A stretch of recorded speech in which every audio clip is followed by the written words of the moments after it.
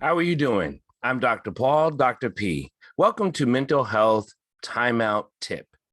I am going to be doing this every day for the next several days until the end of the month, just so we can get through our mental health. Hopefully, you can take this and rewatch this over and over for 365 days. It's just a mental health tip, so I won't be on here too long. As we know that sometimes we just need a different type of break. So how do you take your break from the breaks, right? Or from all the things that are going on around you that is causing distraction, emotional distraction, mental distraction, and just physical distraction. I call it a blackout. That's what I call it. You just close your eyes and close off your ears. And I really, you can put your hands over your ears. You could put a blindfold around it. You can, and I don't want you to pick up anything. I just want you to pick up a timeout of doing this and breathing where you can hear yourself auditorial breathe. I don't want you to try to think of anything, but I do want you to try to take away all the senses you possibly have. So I want you to take away your hearing senses, your visual senses, because we'll get into what the visual cortex does and how it transforms a lot of our emotional thinking and process down to our ganglia. Well, we're trying to get rid of all those things. We just want the timeout. And in that timeout, don't be so concerned about your thoughts.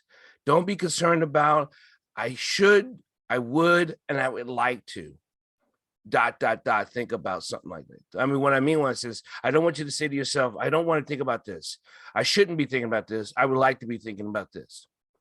Whatever you're thinking about, after you come out from your timeout, your blackout, and that's closing your eyes, closing your ears, then breathing into your nose and out through your mouth. After your timeout, now how long can a timeout be? Do it no less than 2 minutes. No less than 2 minutes.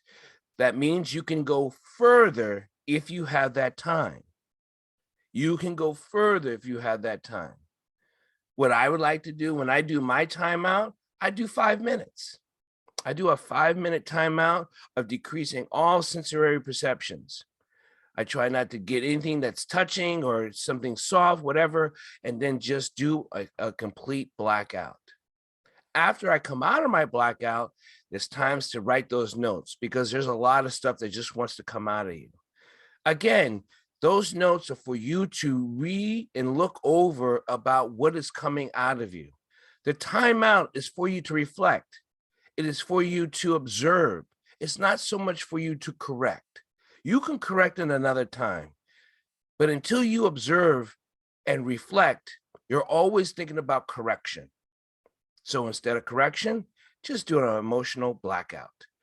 Eyes closed, ears shut off from all sounds. You can do numbing headphones where they black out all the sounds around you, whatever have you to decrease all the sounds around you. Go into a closet. I think that is very helpful where it's very dark and I think the clothes sometimes bother you depending on your closet. But just give yourself a timeout blackout. I hope this helps you because I know it helps me. I'm Dr. P, and I'll be with you tomorrow again for another mental health moment timeout. God bless, be safe, be compassionate, and be kind.